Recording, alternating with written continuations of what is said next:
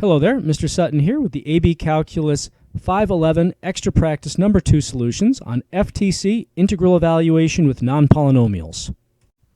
For this problem, we want the integral from 1 to 4 of t to the negative 3 halves.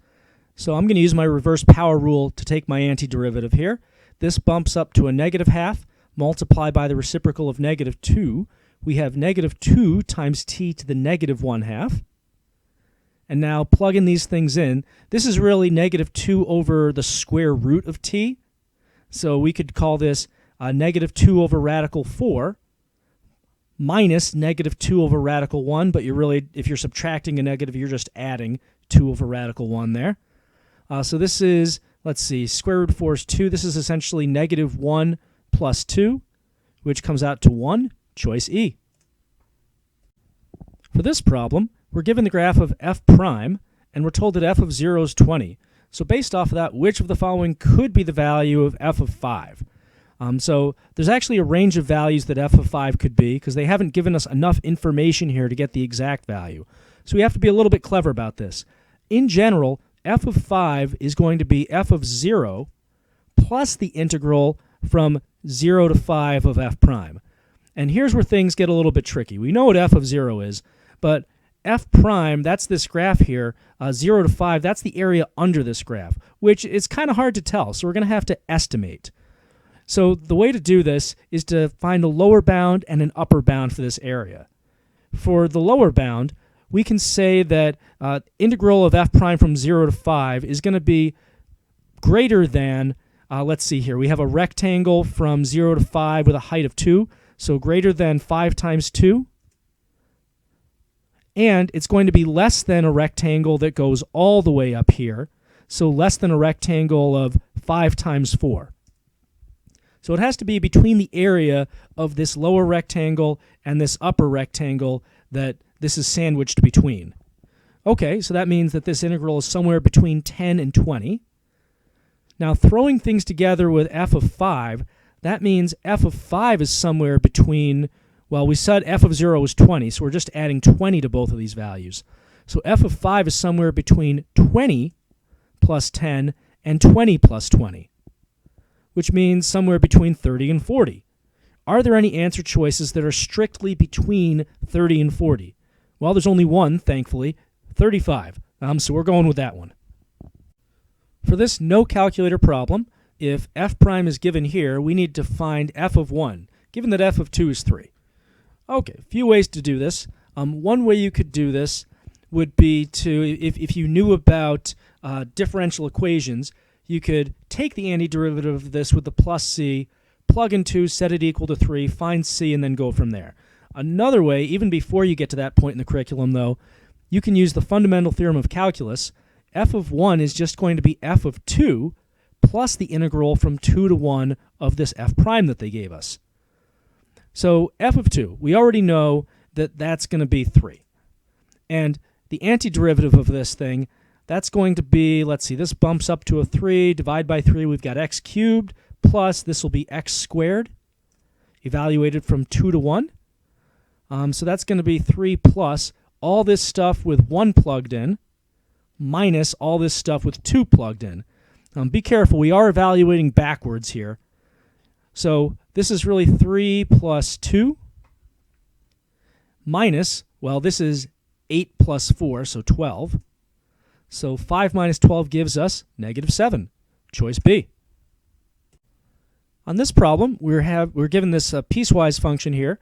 We want the integral of this function from negative 1 to 1. So because the border value of 0 falls inside these limits of integration, we're going to have to split this up. But how do we split this up? Well, we have the rule for everything that's less than 0. So we have an integral from negative 1 to 0 of this x squared. But what's the next thing we're going to use? Well, we're going to take the rule for everything greater than 0. The actual value at 0 does not factor into this even a little bit. So it's all about what you're approaching from the left and the right when you're drawing those infinite rectangles. So we're going to take the integral from 0 to 1 of just x here. All right, so let's calculate those antiderivatives. this is going to be 1/3 x cubed from -1 to 0. Over here we've got 1/2 x squared from 0 to 1. So we've got, for this first collection of stuff, 1/3 0 cubed minus 1/3 -1 cubed. And to that we are adding 1/2 1 squared minus 1/2 0 squared. So this gets zeroed out. We've got a -1 essentially when we cube this, but that makes this thing positive. So we've got positive 1/3. And now for this collection of garbage, we just have 1/2. So if we think of a common denominator of 6, we have 2/6 plus 3/6 giving us 5/6. Choice A.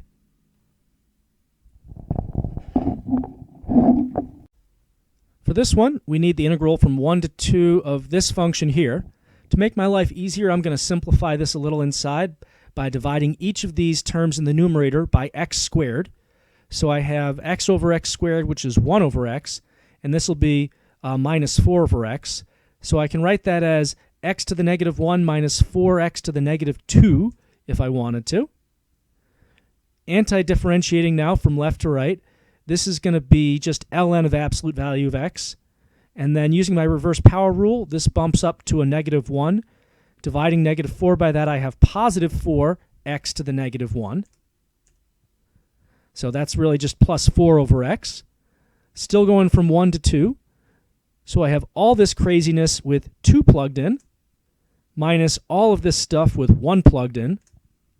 And now I actually have to simplify because all the answer choices are simplified. ln of 2 doesn't get any better. 4 over 2 is just 2. Over here, ln of 1 is 0. This is 4, so we're doing minus 4 then. So I've got ln of 2 minus 2 when the dust settles, giving me answer choice B. For this problem, I've got the graph of f prime and a whole bunch of areas between f prime and the x-axis. And we're also told that f of 8 equals 4. Okay, so we want to determine the absolute minimum value of f on the closed interval from 0 to 8. So for this one, since I have multiple critical values for f prime, I can't just talk about the sign of f prime and use that lonely critical value theorem or rule of thumb. I have to use the candidates test on this one. So that means I have to test out, find f of 0 and 8, the endpoints, and certain critical values. I could just do all the critical values of 1, 4, and 6, but that's a lot of work because I don't really need all of them. As it happens, since we're looking for an absolute min, we only need to consider the local mins as long as we spell it out in the beginning. So we're looking for places where f prime goes from negative to positive. That only happens at one spot on this graph. Right here over at 6, we're going from negative to positive. At 1, we're not changing sign at all. 4 is a local max going positive to negative. So f prime changes negative to positive only at x equals 6. That tells the grader, okay, I'm only going to plug in 6 for my critical values because I know that's a local min. So let's plug in some numbers here. I'm actually going to start with the low-hanging fruit at 8. Normally I would start at 0 and go to the right, but they gave us f of 8, so let's just write that down. f of 8 equals 4. So we're looking for a number smaller than 4 when all is said and done. Now we're going to find f of 6. That's going to be this 4 here, plus the integral from 8 to 6 of f prime. Well, what's that integral going to be? The nice thing is they already gave us all these areas. We're just doing areas under the curve of f prime. So if I'm going backwards from 8 to 6, this area would normally be positive 7, but since I'm going from right to left, it becomes negative. So this is minus 7, 4 minus 7 there, which is negative 3. So that so far is winning. Let's see if we can do even better by going all the way to 0, so that's going to take a while. To save myself a little bit of time now, I'm going to start at negative 3. So I'm doing f of 0. I'm going to start at negative 3, and then I'm going to add to that the integral from 6 to 0. So that's negative 3, and then going from right to left here, we're subtracting negative area, so that's going to be plus 3.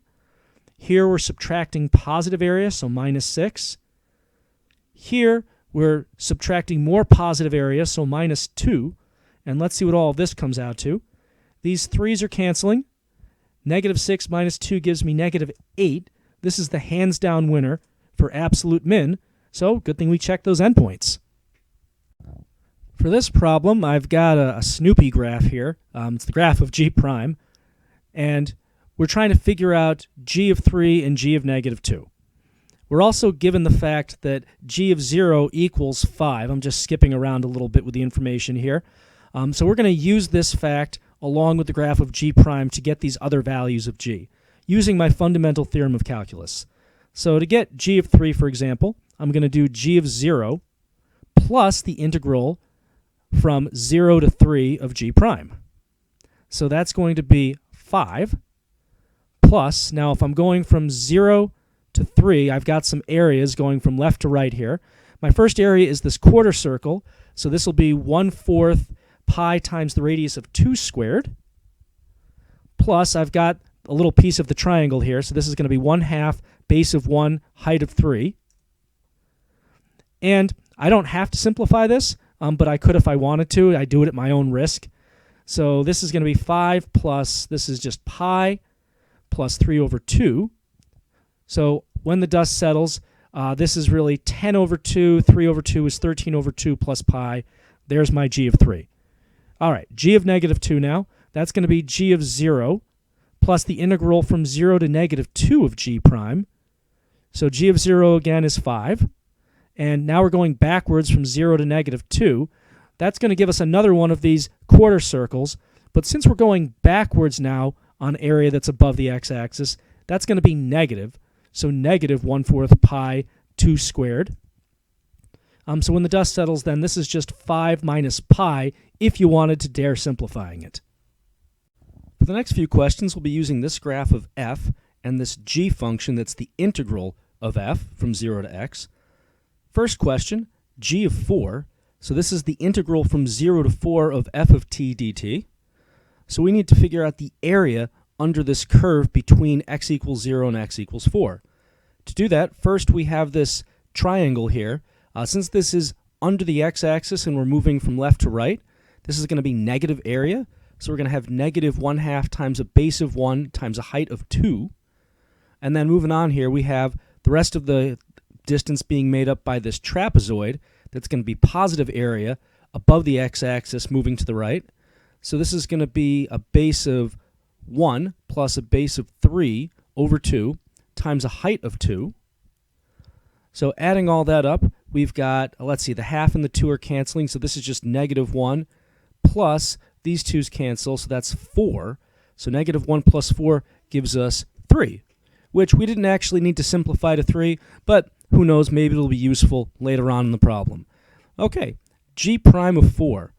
Since g is just the integral of f, we could take the derivative of both sides here, and we end up with g of x really just being, or g prime of x rather, just being f of x, which means g prime of 4 is really just f of 4. Well, what's f of 4? It's the value of the f function at the x value 4, right over here. Well, that ends up being 0. And then for g double prime of 4, that's essentially f prime of 4.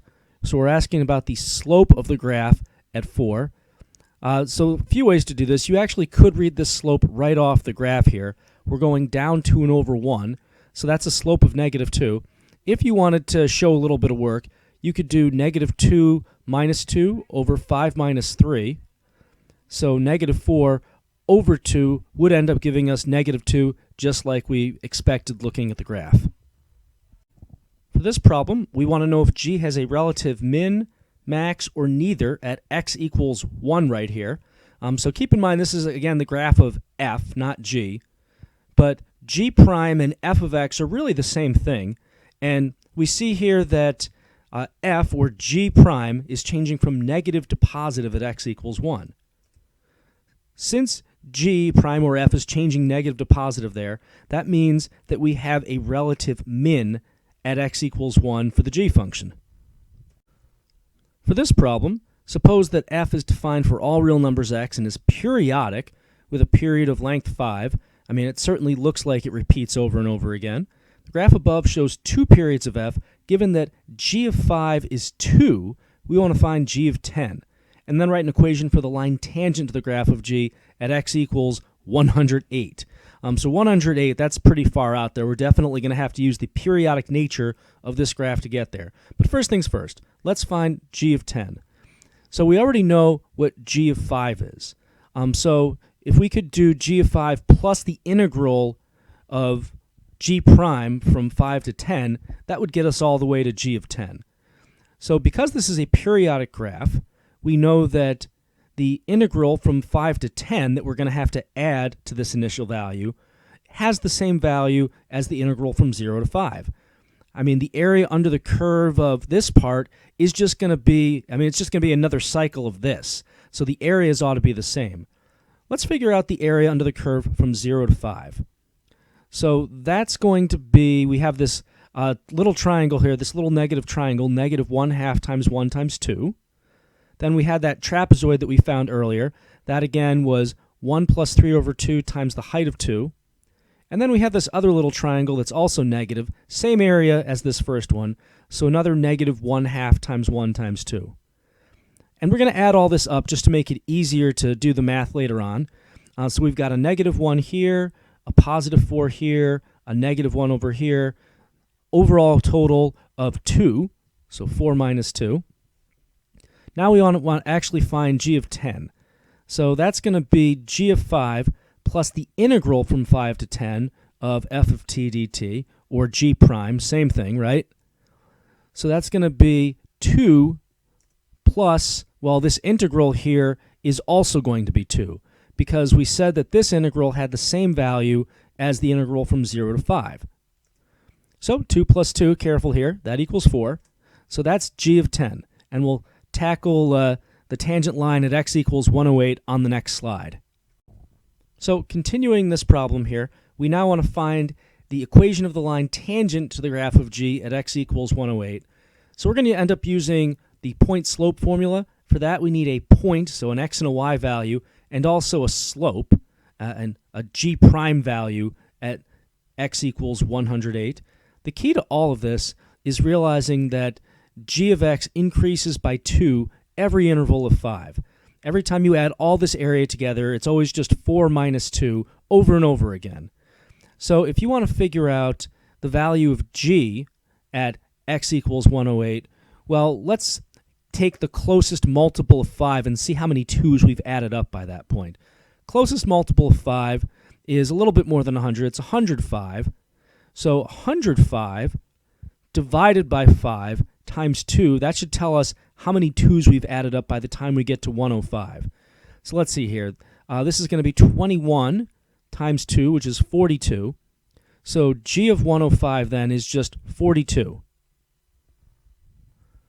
And to get the rest of the way to g of 108, we have to do 42 plus the integral from essentially 1 to 3, because that would take us to the next version of 108.